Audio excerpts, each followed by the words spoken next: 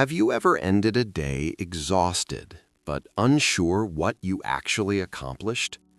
You answered emails, you attended meetings, you checked notifications, you crossed off small tasks, and yet the one thing that truly mattered, the project, the decision, the conversation, stayed untouched.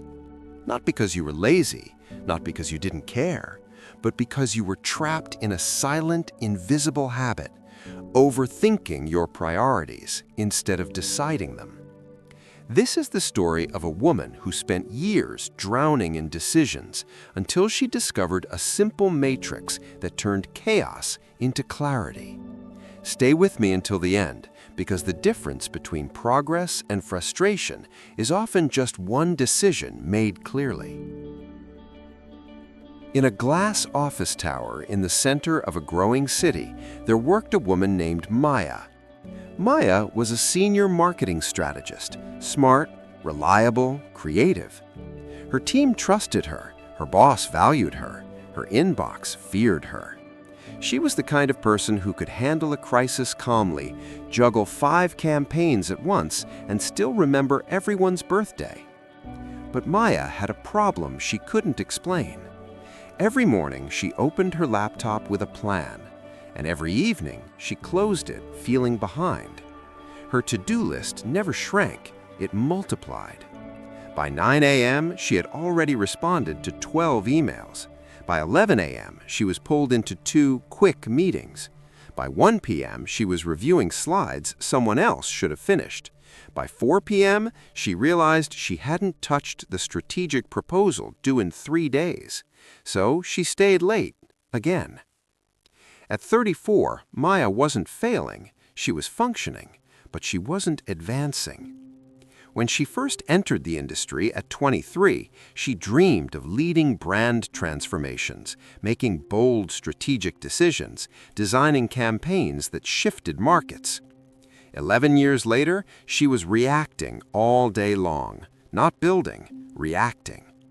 The worst part? She worked hard, very hard, but hard work without direction is motion without progress. One evening, sitting at her kitchen table with her brother Daniel, she admitted something she hadn't said out loud before. "I'm busy all day, but I don't feel in control." Daniel leaned back. He was a product manager known for his calm decision-making. "Let me ask you something," he said. "When you decide what to work on, how do you choose?" Maya frowned. "I don't choose, I just handle what comes." Daniel smiled gently. "That's the problem." The next Saturday, Daniel invited Maya to a small cafe with a notebook and a pen. He said, "I'm going to show you something simple, but simple doesn't mean easy." He drew a large square. Then he divided it into 4 smaller squares. "This," he said, "is the decision matrix." In the top left box, he wrote urgent and important. Top right, not urgent but important. Bottom left, urgent but not important. Bottom right, not urgent and not important. Maya looked at it skeptically. "That's it?" "That's it," Daniel said, "and almost nobody uses it correctly." He explained, "Most people live in the top left box, urgent and important. Deadlines, crises, client emergencies. They feel productive because everything is on fire. But real growth, real leverage, it lives in the top right box, not urgent but important. Strategy, skill development, long-term planning, relationship building, health. These things don't scream, they whisper. And because they whisper, you ignore them." Maya stared at the grid. He continued, "The bottom left box, urgent but not important, is where most of your day goes. Other people's priorities, interruptions, emails that feel immediate but change nothing." "And the bottom right?" she asked. "Distractions, scrolling, busy work, tasks you do to feel accomplished." Maya felt something uncomfortable settle in her chest. Daniel leaned forward. "Every morning, you are not overwhelmed because you have too much to do. You are overwhelmed because you haven't decided what matters. The first month was messy. Old habits don't disappear quietly, they fight back. Colleagues questioned her slower response time. She had to set boundaries. She had to say, "I'll review this tomorrow." She had to tolerate discomfort. But something changed. She no longer ended her days confused. Each morning, she made 3 decisions.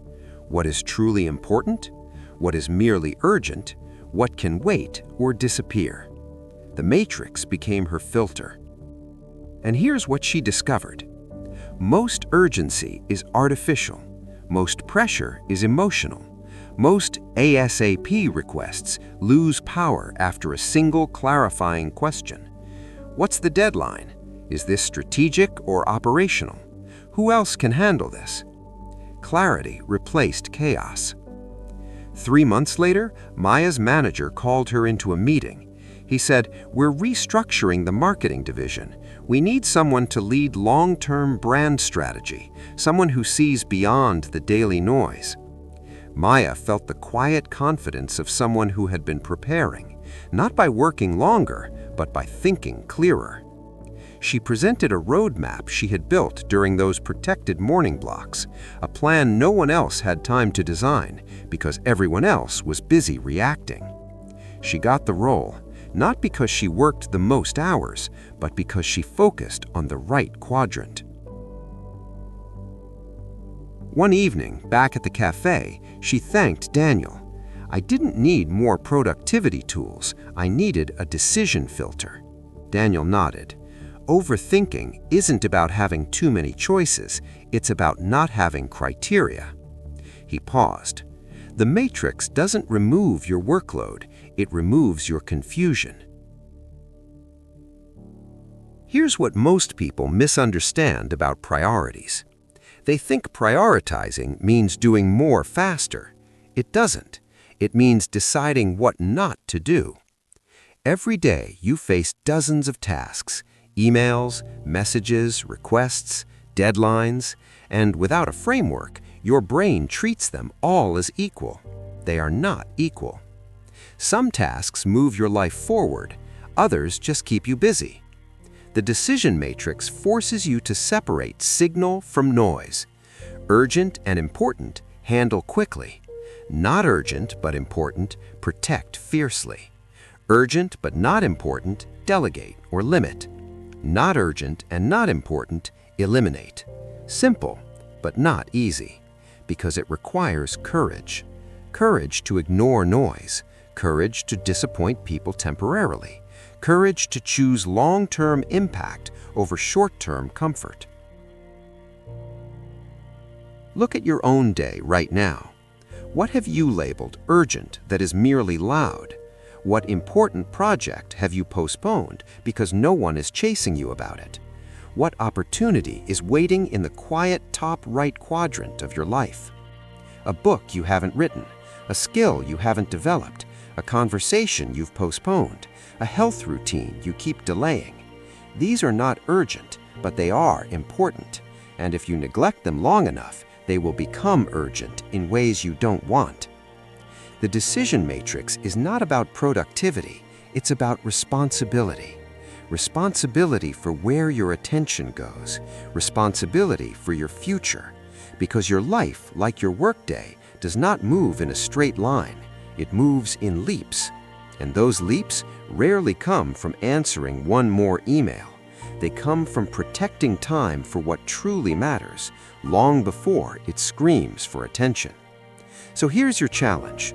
Starting tomorrow morning, before you open your inbox, draw the matrix. List everything pulling at your attention.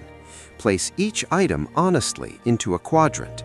Then commit to one block of uninterrupted time in the important but not urgent box. Guard it, defend it, honor it. Do this for 30 days and watch how your stress shifts into clarity, how your days feel intentional instead of reactive, how overthinking fades because you have already decided. You don't need a perfect system. You don't need color-coded apps. You don't need another productivity hack. You need a decision. Because somewhere inside your daily chaos, there is a task that could change your trajectory, and it's not the loudest one. Stop letting urgency run your life. Start choosing what matters. Draw the square.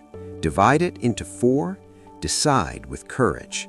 Because success doesn't belong to the busiest person in the room. It belongs to the one who knows exactly what deserves their attention.